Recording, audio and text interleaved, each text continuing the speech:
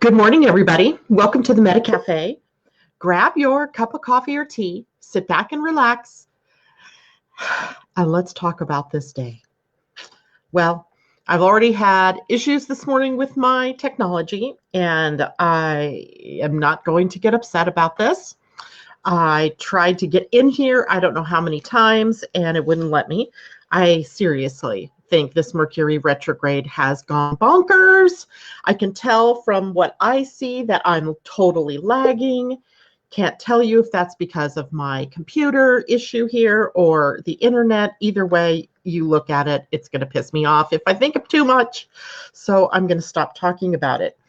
And we're going to talk about the eclipse today. So I do have that. Oh my God. These people drive me crazy. Good morning, Suzanne. Good morning, Ashley. Good morning, Lisa Kenny. Good morning, Diane Pegram. Good morning, Sarah. It's great to see everyone out there this morning, and I hope you're all having a great day so far. It's been a crazy one here in my house because I feel like time stopped. I woke up at my normal time, got up, and I have had way too much time this morning to mess around with stuff. And I looked down at my watch and it said 7:34. I was completely ready to go. I'd done all of my pre-check stuff. I was like, wow, did time really slow down?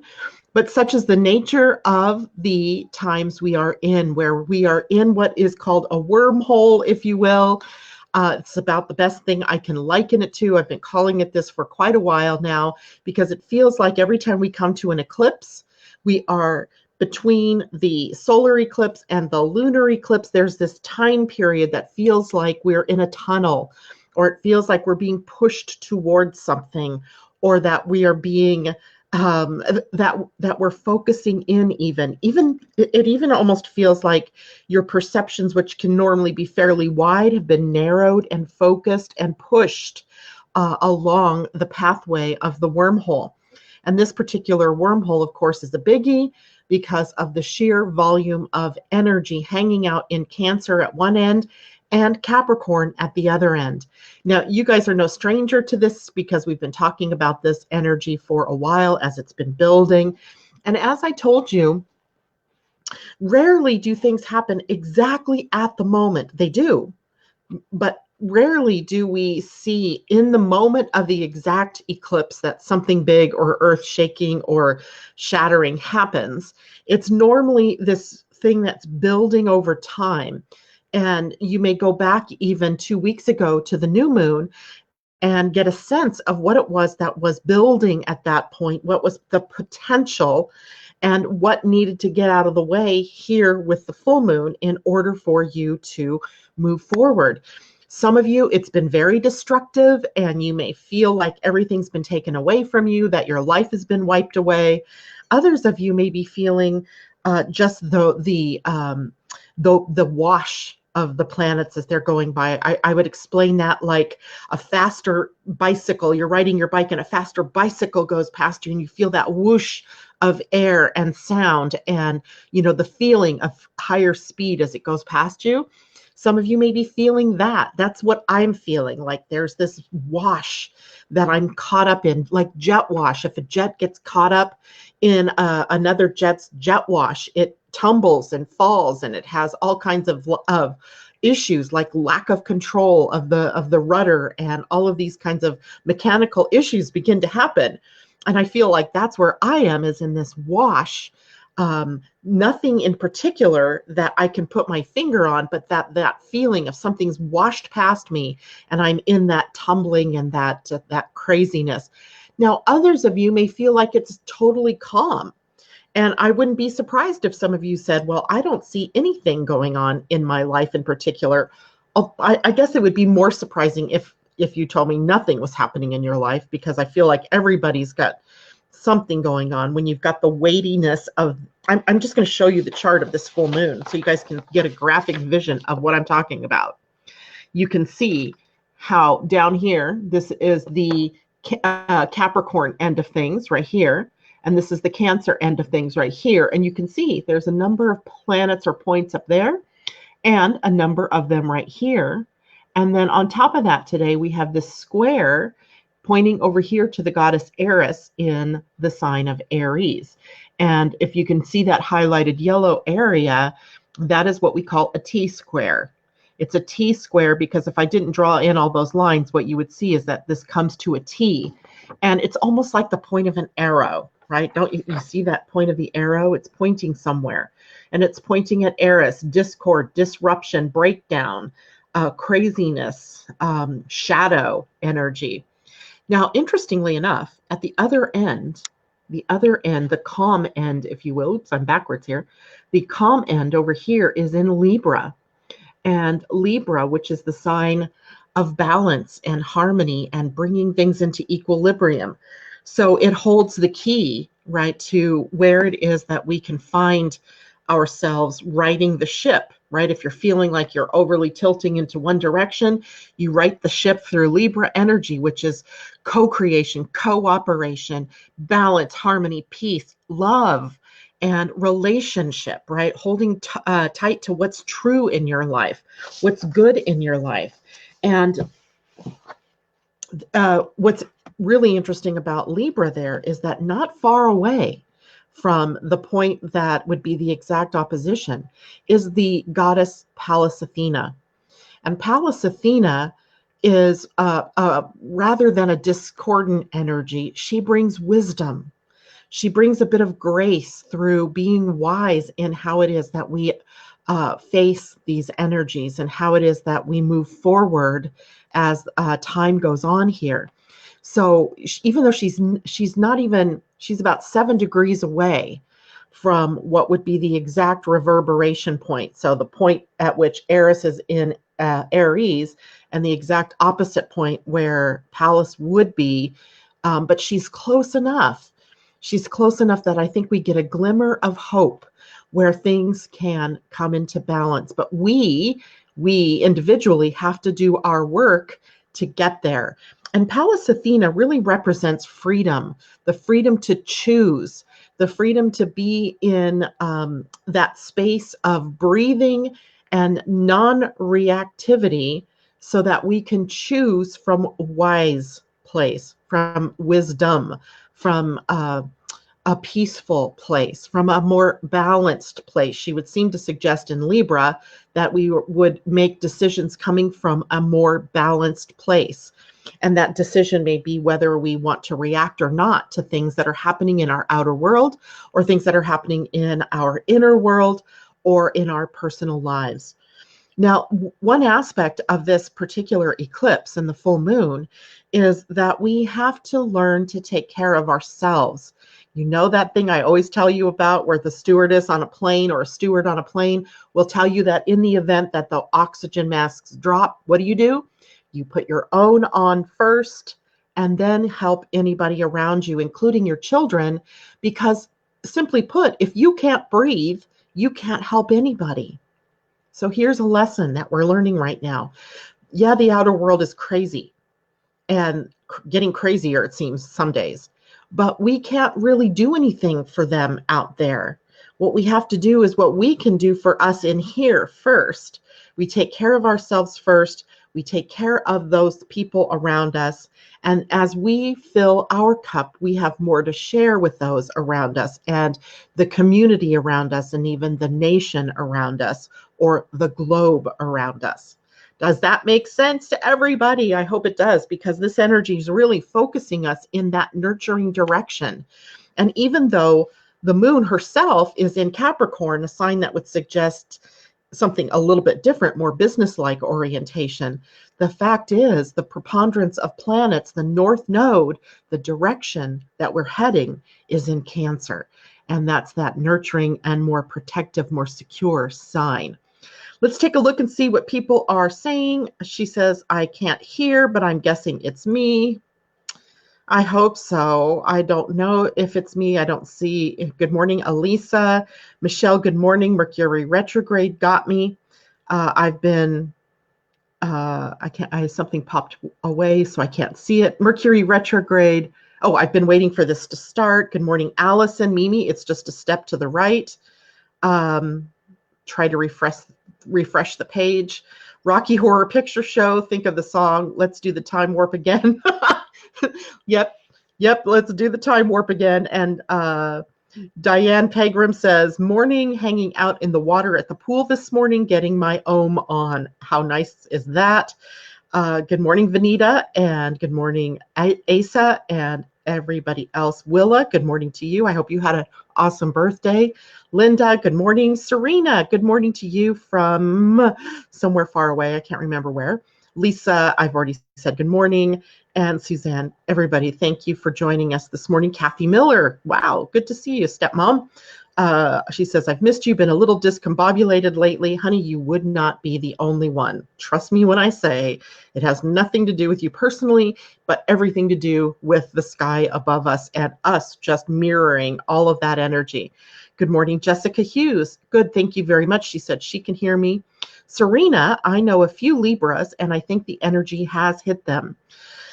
Yeah, so whenever we have a T-square, and this is in general, so not just today, but anytime we have a T-square, it's the opposition of two planets and a third planet that is 90 degrees away from those planets, and it forms that arrow. So that's why I showed you this arrow here, right?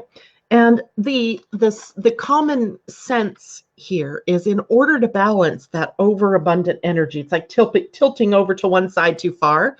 The way to balance that energy is to bring in the opposing energy. And the opposing energy to Aries is Libra.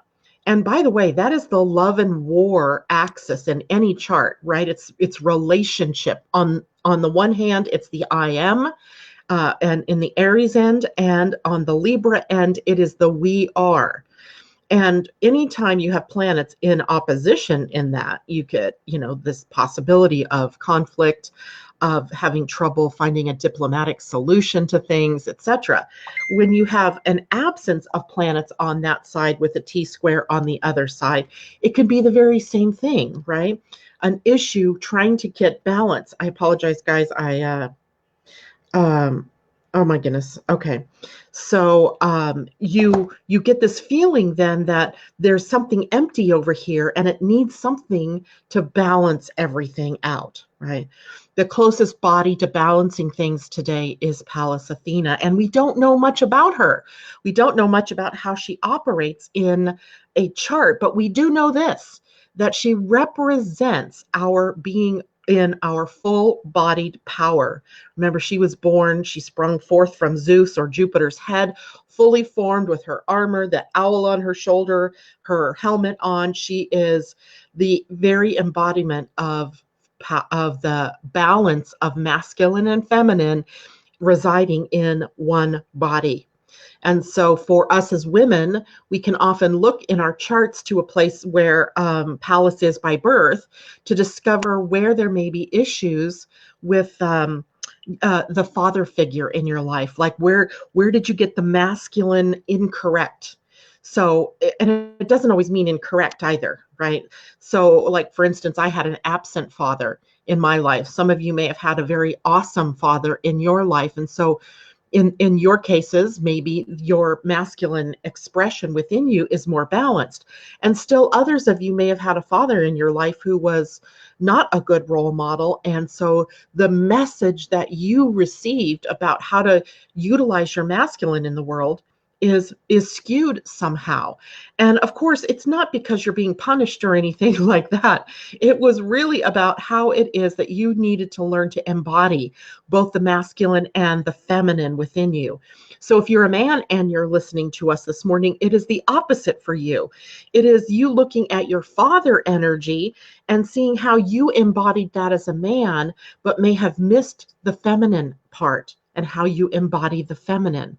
Right? Maybe you were born to a manly man and, he as a person was not someone who tolerated your wanting to play with dolls or your wanting to do things that weren't just, masculine. Maybe he wanted you to play sports, but you were more intellectual. So for all of us, she kind of points us to where we may be a little bit out of balance in our balancing of the masculine and the feminine within us. And isn't it interesting that she's in the sign of Libra, which is the scales, which brings things into balance. So that's what it is that we're being sort of pushed to is to balance ourselves, our masculine and feminine, our left and our right hemispheres, our nurturing of self versus nurturing of others, our empowering of ourselves versus the empowering of others. And it's pretty critical at this juncture that we really take that to heart and that we move forward. So, okay, so Serena says, all good here, Mimi. Okay, from this end. Oh, God, you guys, I cannot wait to get my computer back. My husband's computer just does not do this very well. And it cannot be my internet. My internet is superb, but somehow every time I get on here in the morning now, it doesn't seem, I'm testing it just to see. 880 megabytes per second. No, there's no way that this is not anything to do with the internet here. It has to do with this computer. And I'm sorry, I think it just doesn't want to, play games, or it's the game it's playing is one of Mercury retrograde and creating havoc. Good morning, Debbie, Allison. I'm so sorry that I'm freezing for you. Serena is in Sharm el Sheikh, but is originally from the UK. Is that in Dubai or the UAE or something? Or I don't know where that is, but it sounds like a very exotic sort of place to be in right now. Okay, so Lisa's not having problems. I see myself sort of lagging. So if you guys are seeing that, I apologize. Oh my gosh, 908 megabytes per second. Nope, it's not the internet. So it's got to be the connection here with this computer, perhaps, or just the general energy and the atmosphere out there. So our full moon lunar eclipse occurs at 2:20 something this afternoon. I should get that exact time so everybody knows. 2:39 p.m. West Coast time, so 5:39 p.m. for you all on the East Coast. It isn't visible for us here in the U.S., and it's a shame, but that's okay, right? We've had our share of visible lunar eclipses and solar eclipses. We don't need to see it in order to connect with it and to have it affecting our lives. Egypt, oh my gosh. All right, Serena, well, welcome to you from Egypt. I love that, right? I just love that. That we can be connected with one another from around the world, right? I just really enjoy that.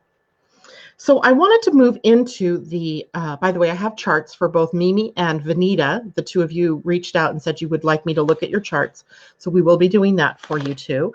And, but there's a couple of other things I wanted to talk about this morning. One is the Pleiadian-Earth energy of the day, right? We have these other systems that we can look at that give us a deeper exploration of the energy of the day, right? Astrology gives us the mechanics, and the Pleiadian-Earth energy gives us the evolutionary scale of what it is that's happening here. And today is a 10 manifesting day. It's 10 self-regulating. So 10 is the universal energy, and it's the universal energy of manifesting. And it's urging us to build upon what we have already learned or what we have already manifested previously. And it can be challenging if you're ignoring what the signs are telling you to do. It can be very challenging if you give up on yourself, right? Because then you're like almost saying, I need to repeat these lessons. So don't give up on yourself either. The 10 can be very empowering in getting you in the right place at the right time with the right people. Now, the self-regulating part of this today is the interesting one, because self-regulating, if you'll remember, we had a discussion, I think it would be about 20 days ago now, of Etznab, which in the Mayan astrology was the obsidian knife. Remember us talking about the obsidian knife and the sharpness with which the knife can be used to cut out with precision whatever it is that isn't working. And so we have the obsidian knife today for us. We have to make hard choices. We have to make those choices about what to let go of and what to move forward toward. And that can leave us confused. That's the more negative expression of this energy today, is confusion.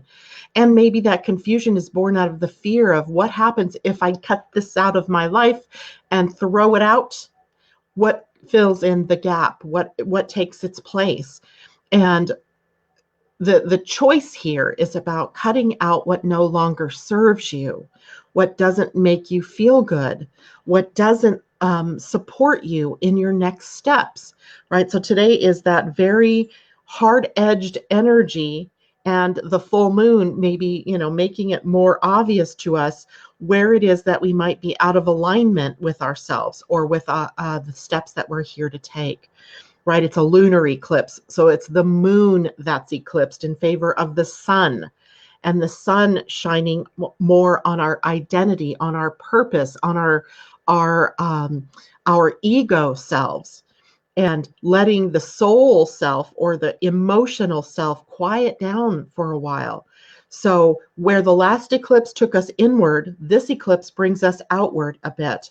And we have to serve ourselves first in order to, now notice that's not being self-serving or selfish, right? You have to strengthen yourself in order to be the best person you can be in order to do what you need to do in the world. So it's about, how do I empower myself? How do I strengthen myself? How do I help myself first so that I have the energy and the time and the resources to be able to help other people? So that's how we want to take this energy today. The evolutionary impulse is about, you are always the manifester. Not the manifester as in human design, but you are the one that's manifesting. And what are you manifesting from? And what do you need to use that little knife for in order to cut away the parts that aren't working in favor of keeping the things that really work? And when you cut something out, by the way, the nature of the universe is it does not like a void. And so it's the opportunity to fill the void with something of your own choosing, right? So if you take something out, boom, it's gone. But what is left is this space. And maybe the space calls to you and lets you know what it is that needs to go here instead, right? So, and in some cases, that means you're leaving behind a lot. And for some of you, you might be leaving behind something small. And for others, you may not be leaving behind anything yet, but it may appear to you later in terms of what needs to go and what you want to keep. Let's see, I'm going to go back to comments for a minute. Suzanne, the meaning of angel number 10 is actually the rebirth of number 1 at the next level, right? So that always makes me go crazy, because the 1 we think of as new beginnings, the 10 is also new beginnings, but it has the potential for so much more, right? And so then we sometimes go back to the 1, and then other times we go back to the 10, and the 10 being the higher expression of the 1. The mystical number 0. Yeah. So Suzanne, thank you for getting that information for us. And she's posting that, by the way, on the Living Astrology Facebook page. So you guys can get that information from her or from seeing what she's written there. Vanita, wow, my phone switched to my Facebook news feed all by itself. Love it. Colleen, having issues with video, sound, and Libras. LOL. I figured it was me. Mercury RX has been bleep, bleep, bleep. Yeah, yesterday, I was so disgusted with everything. Like, you guys were telling me yesterday that you heard a high-pitched sound, or my volume suddenly dropped. And from my end, everything appeared fine. When I went back to the video, I was listening, everything was fine, and I just fast forwarded it to, somewhere toward the end, and it was horrible. I heard that whistling sound. I could hardly hear what I was saying, and I was so upset. I was just fuming, because I don't tolerate this very well. So this is where my challenge is with this Mercury retrograde eclipse, is how do I deal with these kind of upsets, right? And I'm a Gemini. I want it to be smooth. I want that communication to be there when I'm ready to communicate. And it's been causing chaos for me. So, Colleen, I totally understand where you're coming from. Sarah says, I emailed you yesterday, but I might have been late. It was around 6 p.m. I didn't get an email from you, sweetie. I did not.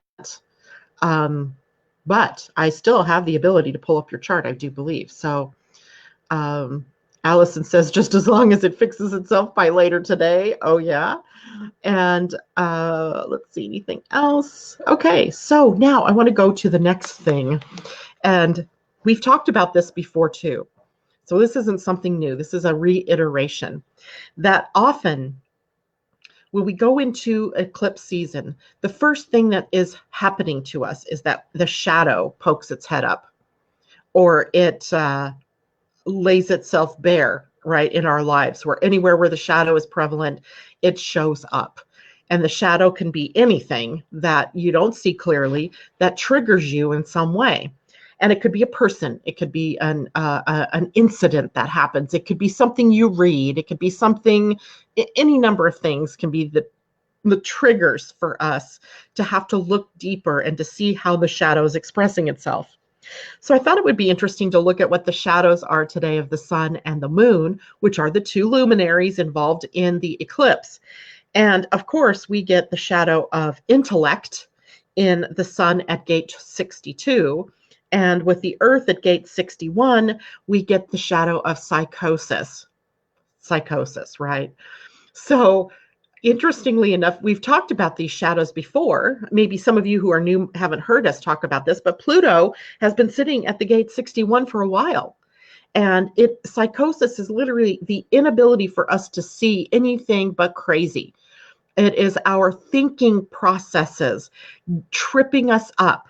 And in this case, intellect, our brains, our thinking process, our minds getting engaged in the shadow end, where everything should be moving just the way we think it should be. And when it isn't, then we go a little bit crazy.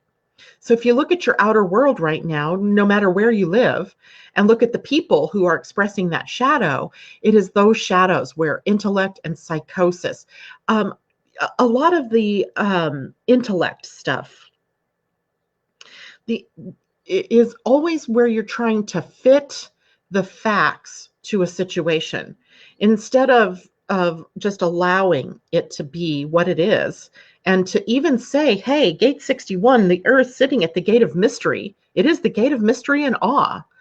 So instead of just saying, hey, I don't know where all of this is leading, I don't know what my next steps are.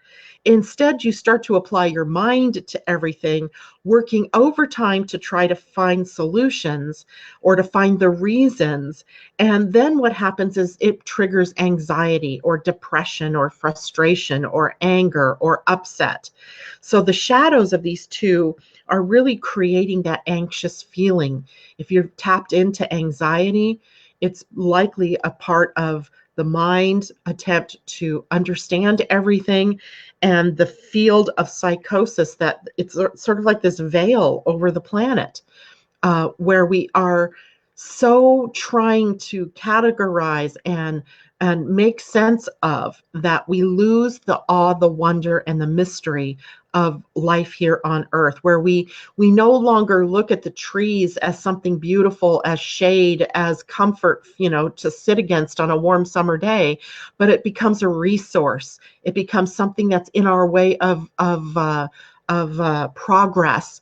Or, I've got to cut. It's just terrible on the island I live on. Everywhere I look, people are cutting down the trees.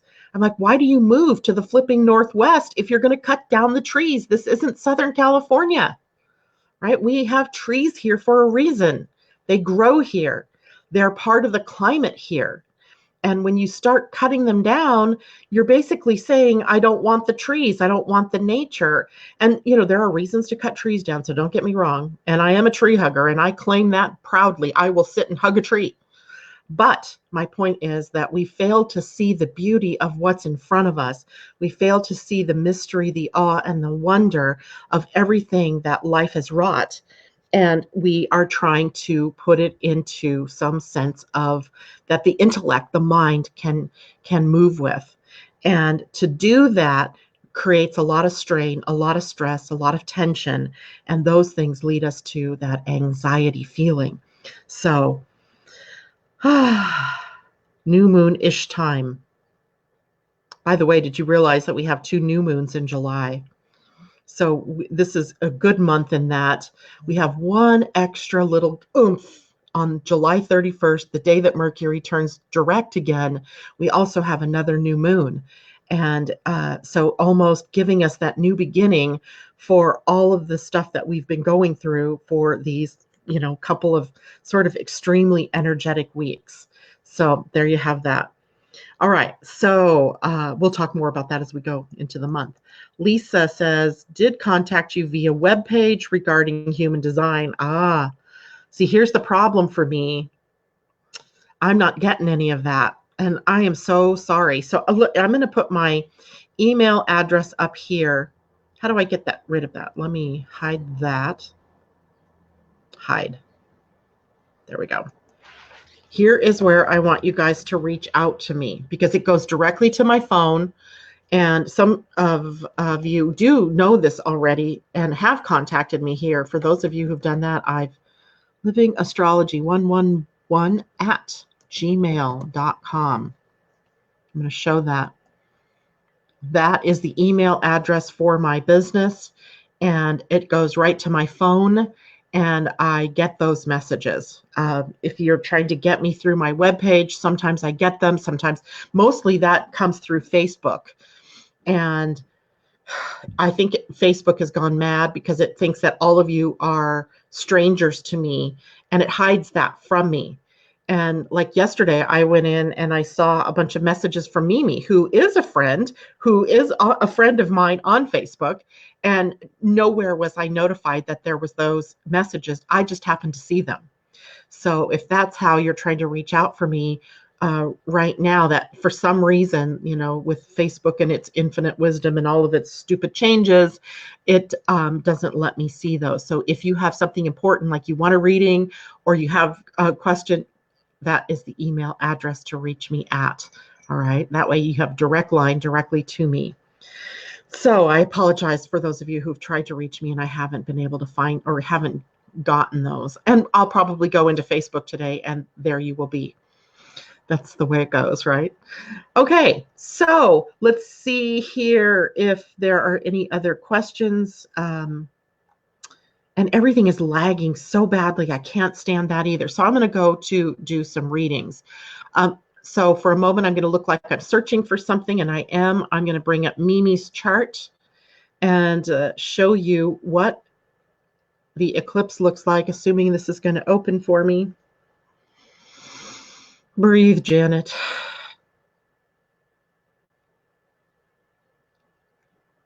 There it is. All right, Mimi, so I'm going to go back here in a moment. First of all, I need to make this bigger so I can even see it.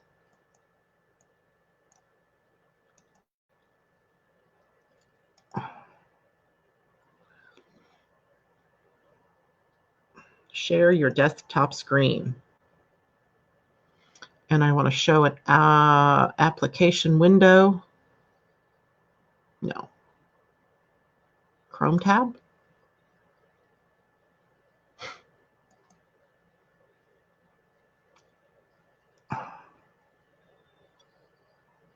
All right, well, I'm going to show the window here for a second.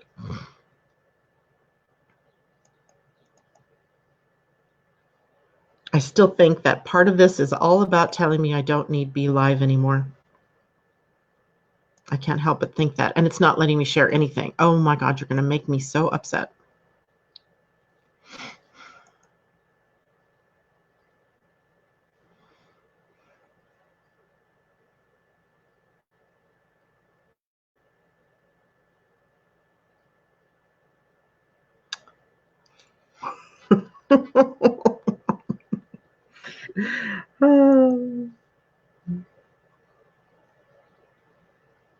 Okay, well, I guess I'm not doing it that way. So, Mimi, we're going to try it a different way here.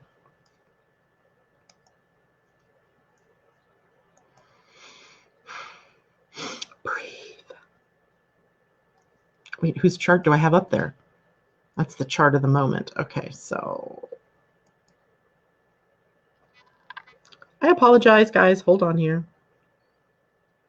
It should let me do this, but it won't have the cute marks and all of that for you, Mimi, but it's okay.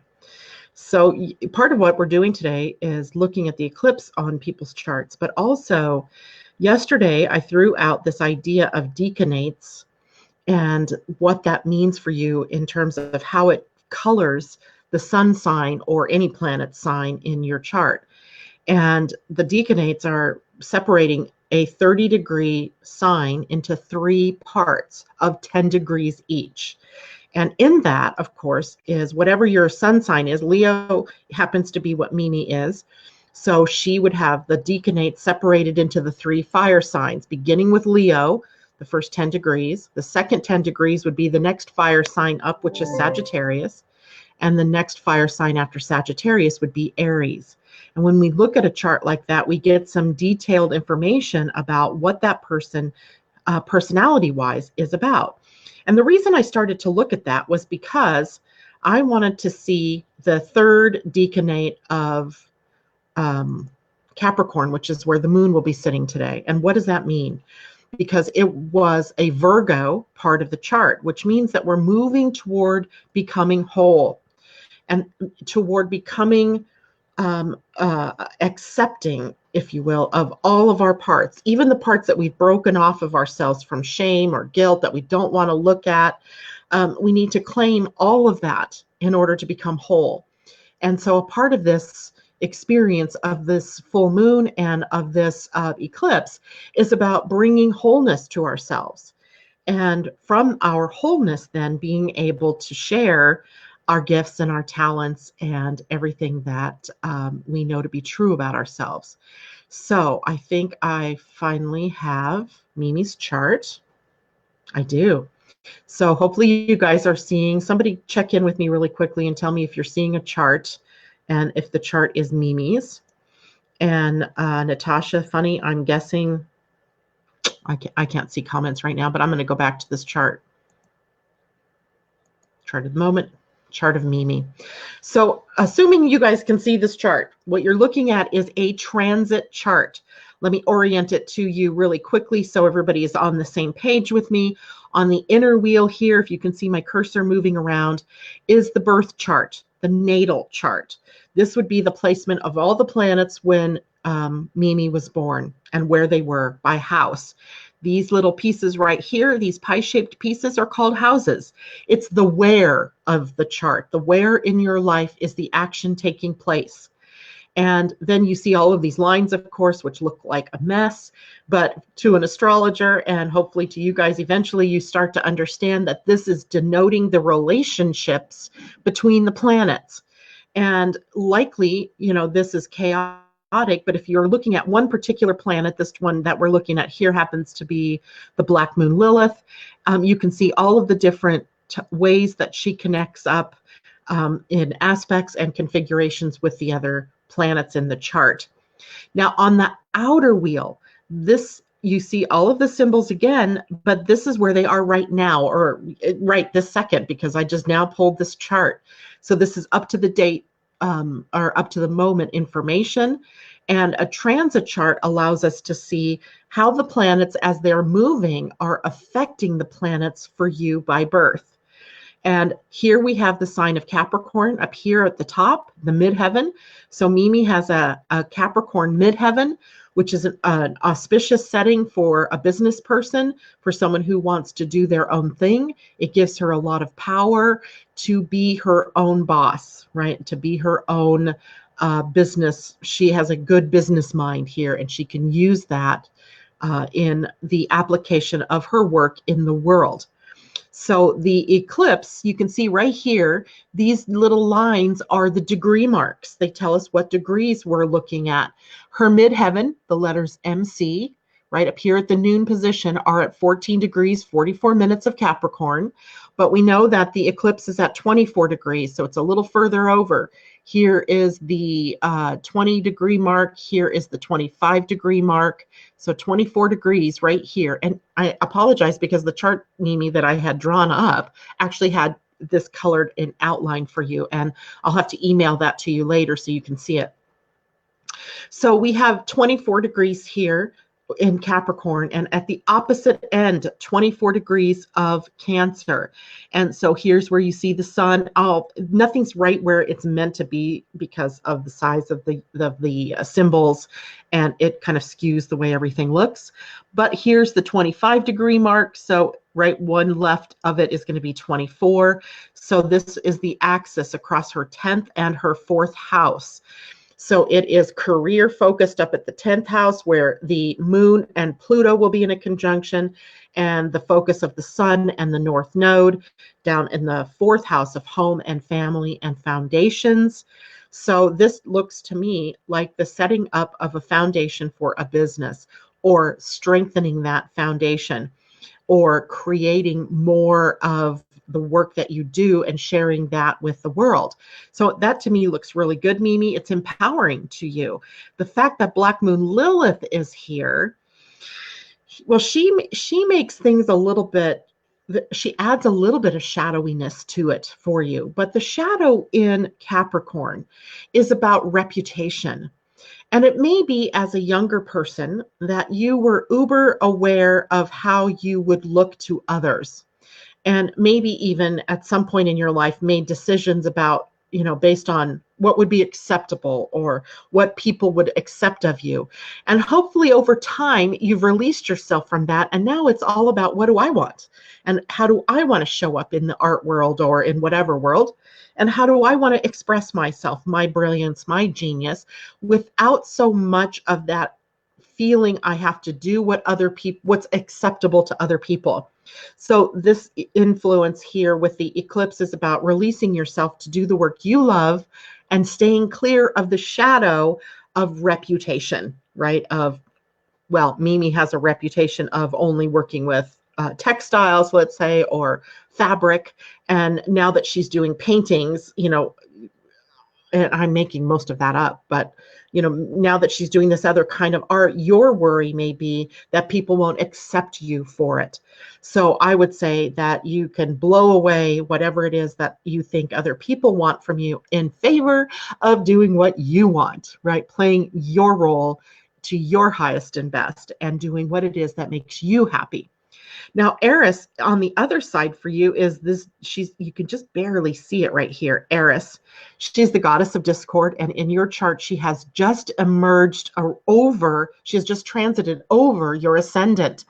Your ascendant is 2333, 23 degrees, 33 minutes. She's at 24 minutes, some seconds, or some minutes, or 24 degrees, some minutes. And so she has just crossed your ascendant and emerged into the 1st house. There is a new you in the offing. And she might be a little militant at first. She might be a little bit rebellious or in a revolution of sorts. And for the next foreseeable future here, that's what she's bringing you, this ability to rebel and to join up in the rebellion, if you will, and to express yourself in a different way, one that may be more authentic for you. The opposing side over here is Libra at 24 degrees, just across into the 7th house. And that may mean that you are, a balance point for you would be in connecting with other people, with, finding like souls, or what do we call that? Like-minded people, and that resonate with that same sort of I want to be me and I want to express me to my fullest, right? So that's the potential here for you with this eclipse. And very near the base of this is the planet Uranus. So as we move into the month, later in this month, the sun crosses, of course, into Leo, and your Uranus is at 3 degrees Leo. Are you born the same year as, no, 2 years later? Because Debbie Tibbetts-Tumiel also has her Uranus sitting at 3 degrees of Leo. And so this represents some big changes potentially coming your way, and with the sun, and then a solar return for you. So new things are coming. And what is it that you have to release in order to get there? That's the question for you now. All right, so I'm going to go back to be live, and hopefully I can. Oh my God, that whole time that was not being shared.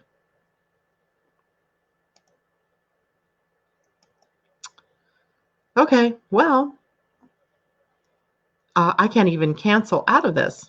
There I go. Okay, so now you guys are seeing me. Did you guys see Mimi's chart at all? So Eris and her get along. I love it. I love it, love it. Let's see here. I can't even get to the comments. Okay, so forget it, right? Forget it. The whole thing is just, oh, now you're going to scroll. No, can't see it. No chart, no chart. So let me see if I can get the chart to show for just a minute so we can actually see it. I'm telling you, I don't know what I'm going to do with myself here.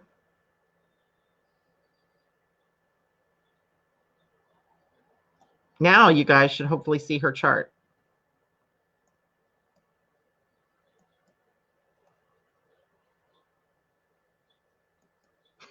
But I can't scroll back up to see what you're seeing. Okay, so let me hide me. And there you go. There's the chart. Holy cow. So let me just go back for a moment here without redoing everything maybe and just show you what I was looking at. So up here is Capricorn. You guys hopefully can see my cursor moving around at this point. And here is where there's 25 degrees. So 1 degree to the right in this case is the 24th degree where the eclipse will occur. So the moon and Pluto are sitting right in this area. And at the opposite end where there's the sign of Cancer is where we have the sun. Here's 25 degrees. So just one to the left is 24 degrees. And we have the sun and the north node there. So that's where the opposition is. And it's pointing over here to the left at the ascendant where yours is at 2333. You see little Eris and you just barely see the little green line because she is just over your ascendant. And she is really affecting your personality at this point and how you're going to show up in the world. So there we go. All right. So I apologize for that. I don't know why I feel like I need to apologize. It's not even my darn fault. But what can I say? It's just craziness, right? All right. So the other person you're reading for that I did get an email from or something was Vanita. Vanita, so I'm going to have you wait for one moment here with me because I need to switch programs for you. I should just move you into the newer program, but I haven't done that yet, so I need to switch into a different one. So one moment for you. Time-wise, we're doing pretty good.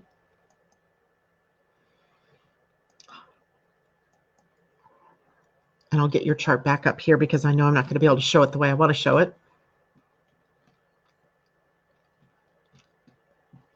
And let's see, V, there we go.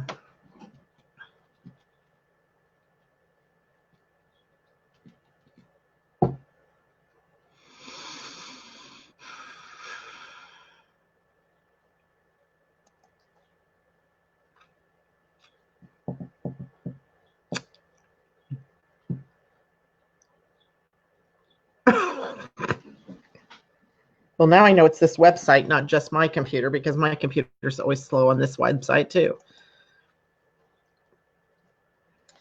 So as you can see, I'm not immune to all of this baloney that happens during these transits. I wish I were, but I guess it's more real if you see me experiencing stuff and maybe helps you see that, yeah, it's endemic. Everybody's feeling it, not just me. Okay, Vanita, let's see here. I'm going to share my screen again, and let's see if I can do this the correct way this time. Share my desktop screen, a Chrome tab, that chart, share it.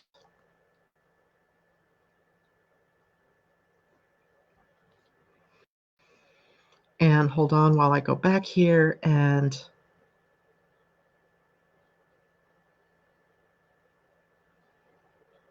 move it to the top.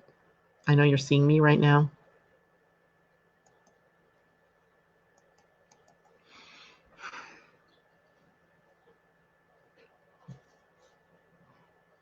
I'm going to just keep breathing.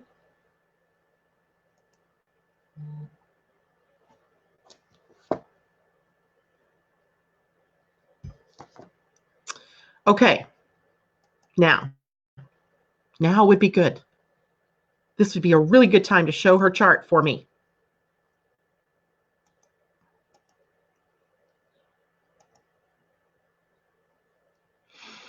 Okay, now I'm going to solo her chart.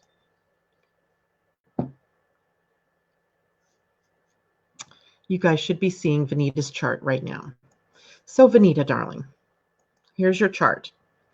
And again, we have the same sort of setup. We have your inner wheel here showing the natal chart. And the houses are all these pie-shaped pieces. On the outer ring are the transiting planets. And your eclipse is occurring in a very delicate place because literally your own natal destiny, North Node and South Node, are very near this eclipse. Yours are sitting at 27 degrees. The eclipse is at 24 degrees. So very close to you having your own destiny triggered in this case. And for you, the sun, this is the sun part of it, the sun in the North Node in the 12th house of the hidden. So this would be the sun shining its light on places where you self-sabotage or where there's a lot of fear, blocks, boundary issues that you haven't dealt with yet, where the hidden resides. And you're also at this point in time having a Mars return. If you look here, Mars, right, today is sitting, where is Mars? Today's at 9 degrees, I believe it was. Hold on here, let me check something real quick. Yeah, 9 degrees of Leo. So you've already had a Mars return when it was at 5 degrees of Leo. And you have a Mars that was when you were born in retrograde. So you're a very rare individual in that your Mars was very passive aggressive already. And it's turned inward on yourself.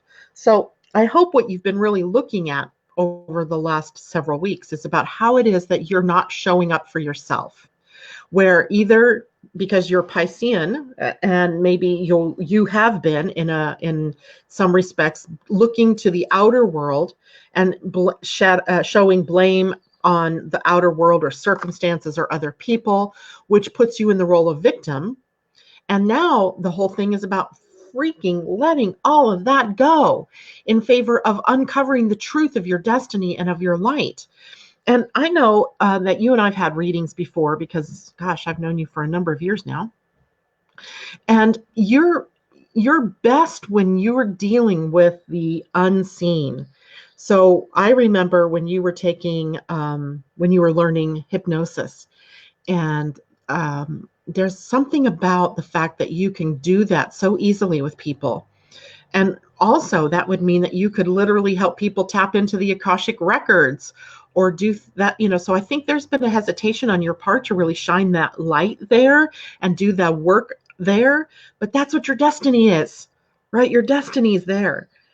And then on the other side is Capricorn. And Capricorn is where Pluto and the moon will be on your South Node, right? So a preponderance of ways in which you have been living in the past, holding yourself to the past, bemoaning the past. It's time for you to let all that go and move yourself over here to that North Node. And the point at which Lilith is, Eris is in your chart is up here in your 10th house of career. Your midheaven sits at 22 degrees. She is just 2 degrees to the left of it. That means she is in your 10th house. You need to have a shakeup in your career. And you are not too old to make changes, right? We're never too old to begin to do what it is that we really want to do. The question is, are you willing to do it? Are you going to let go of all of the buts, all of the shoulda, coulda, wouldas, and all of the victim-y, I'm stuck energies and make the change, right? To really empower yourself to do that. And stop looking at circumstances as they are for the reason why you can't do something, because that's just holding you to that same old stagnant energy. Instead, you've got to release yourself from that. Look at the self-sabotaging here. Look at how you are the one that you're the key master. You have the key to unlock this part of your life for you and start focusing on that. A little bit problematic in all of this is Libra has the Black Moon Lilith in it. And your Black Moon Lilith is at 25 degrees of Libra. Libra being the open space to that T-square puts a lot of pressure here for you to deal with your Black Moon Lilith. And that's a lot deeper than what I can get into here. But I may email you, if that's okay, Vanita, the information on the Black Moon Lilith in Libra. But suffice it to say, the shadow here is waiting for the perfect moment. Is that you're constantly in a space of waiting for the right time, the right amount of money, the right people, and it's holding you to the shadow. Because the more you think you need perfection, the perfect time and the perfect issue, the perfect timing, or tool, person, etc., the more you succumb to your own sabotaging behaviors. So you've got to sort of let go of that perfection seeking and to open up more to being your own best friend, right? Would you treat your own best friend the way that you treat yourself? Would you allow others to treat your best friend the way maybe others treat you even? So there's a lot there for you to look at this time. And I mean, if not now, when, Vanita? If not now, when? Right? Hopefully you're making some big strides and changes in your life, because that is definitely what's being called for right now, and what the biggest potential is for you moving forward at this particular time. So I hope that makes sense for everybody. And I am just about done here with technology today. Sarah was seeing it. Lisa wasn't seeing it. Vanita, nope. Nope what? You weren't seeing the chart? I don't know. Everything is so screwed up. I don't even know what to say anymore. But Vanita, I will email you your chart. Mimi, I will email you your chart. If any of you who emailed me yesterday or reached out to me yesterday have a critical situation that you need me to look at, email me at that email address that's still showing on the screen. And if I have time, I will take a look at your chart for you and see what's up. What up, okay? All right. So, now more comments coming in where she could see the chart. Okay, you guys, I'm at the end of my rope with technology today. If I don't get off of here, you guys are going to see my head explode. I will see you tomorrow morning right here, 8 a.m. Pacific time, 11 a.m. East Coast time, and hopefully just keep praying that my computer gets done so that I can have it back so I don't have to deal with this. All right, guys, much love to you all, much peace to you all, and I will see you tomorrow. Bye for now.